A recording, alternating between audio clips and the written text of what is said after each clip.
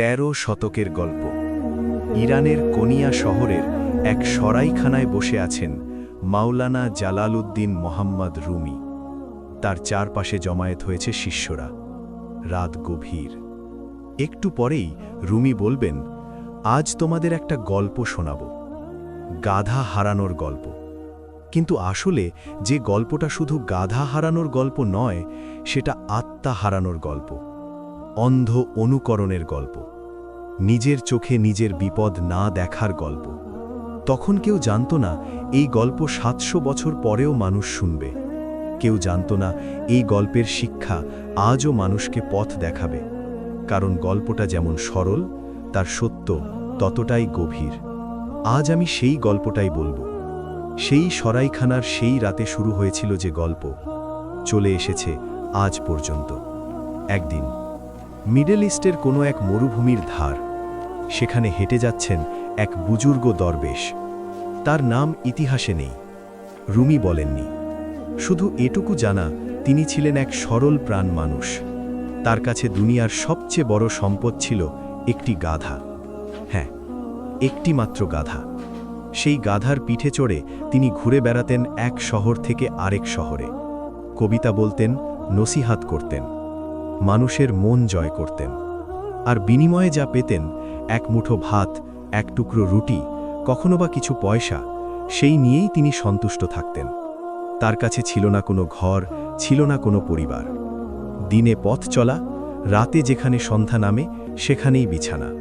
কখনো মসজিদের বারান্দা, কখনো সরাইখানার আঙিনা, কখনো গাছের ছায়া, সব জায়গায় তার সমান। সেই একদিন সন্ধ্যায় তিনি পৌঁছলেন এক সরাইখানায়। অনেক দূর পথ পেরিয়ে এসেছেন, ক্লান্ত, ক্ষুধার্ত, গাধাটাও ক্লান্ত। সরাইখানার আঙিনায় ঢুকে তিনি গাধাটিকে বাঁধলেন এক খুঁটির সাথে। তারপর তিনি সরাইখানার মালিককে ডেকে বললেন, ভাই, আমার গাধাটার খেয়াল রেখো, একটু খড় দিও, পানি দিও, আমি ভিতরে একটু বিশ্রাম করি। সরাইখানার মালিক বলল, ঠিক আছে হুজুর, চিন্তা করবেন না। দরবেশ ভিতরে গেলেন। সরাইখানার ভেতর তখন অনেক লোক। কেউ গান করছে, কেউ নাচছে, কেউ বা গল্প করছে। দরবেশ এক কোণে বসলেন, চোখ বুজলেন, কিছুক্ষণ বিশ্রাম নিলেন।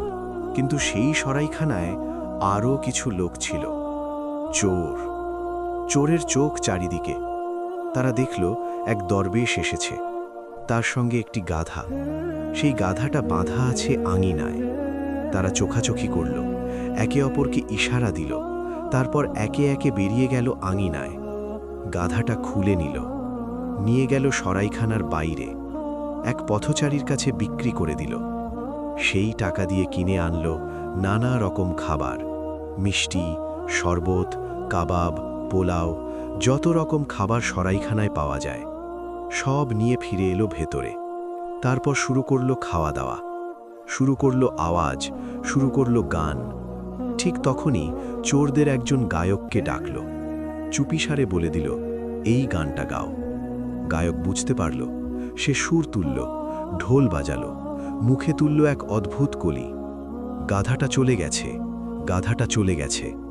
চোরেরা হেসে উঠল, তারাও গলার সাথে গলা মেলালো, শব্দ বাড়তে থাকল, সরাইখানা কেঁপে উঠল সেই সুরে। সবাই যোগ দিল গানে, সবাই নাচতে লাগল। কেউ জানে না কেন এই গান, কেউ জানে না গাধার কথা কেন, শুধু সবাই গাইছে, গাধাটা চলে গেছে, গাধাটা চলে গেছে। এবার সেই মুহূর্ত, যে মুহূর্ত রুমির গল্পে সবচেয়ে কাঁদায়। দরবেশ সেই গান শুনছেন, সবাই গাইছে, সবাই নাচছে। তিনি ভাবলেন, এ কি গান? নিশ্চয়ই এদের কোনো বিশেষ গান, সুফি সাধকদের গান। এর মধ্যে কোনো গভীর অর্থ আছে।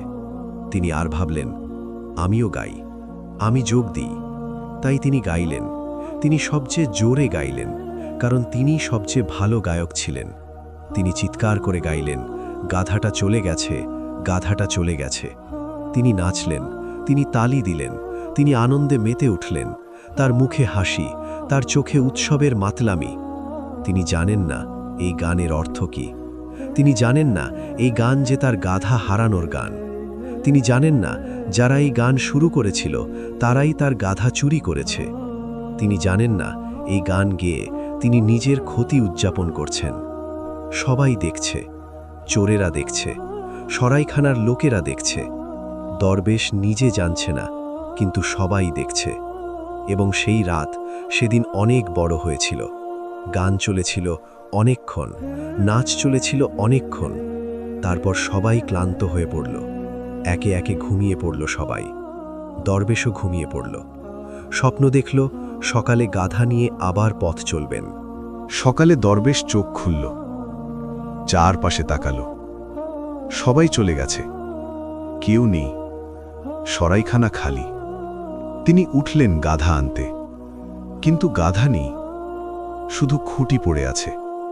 তিনি চারপাশে তাকালেন, ডাকাডাকি করলেন, আমার গাধাটা কে নিয়ে গেল? কেউ সাড়া দিল না। তখন তিনি সরাইখানার মালিককে ডাকলেন, জিজ্ঞেস করলেন, ভাই, আমার গাধাটা কোথায়? সরাইখানার মালিক চোখ নামিয়ে বলল, গাধা? কোন গাধা? দরবেশ বললেন, আমি গত রাতে যে গাধাটা এখানে বেঁধে রেখেছিলাম, তুমি তাকে খড় পানি দিতে বলেছিলাম। সরাইখানার মালিক বলল, সে তো গত রাতের কথা, এখন তো নেই। দরবেশ অবাক হয়ে বললেন, কি বলছো? গাধাটা কোথায় গেল? কে নিয়ে গেল? সরাইখানার মালিক কিছুক্ষণ চুপ করে রইল। তারপর বলল, আপনিই তো গান গেয়েছিলেন। দরবেশ বললেন, গান? কি গান? সরাইখানার মালিক বলল, গত রাতে আপনি নিজেই গিয়েছিলেন, গাধাটা চলে গেছে, গাধাটা চলে গেছে। সবার চেয়ে জোরে গিয়েছিলেন। আমরা তো ভেবেছিলাম আপনার গাধা চলে যাওয়াতেই আপনি এত খুশি, তাই আর কিছু বলিনি। দরবেশের মুখ শুকিয়ে গেল। তিনি বুঝতে পারলেন কি হয়েছিল। তিনি দাঁড়িয়ে রইলেন, কিছুক্ষণ কথা বলতে পারলেন না।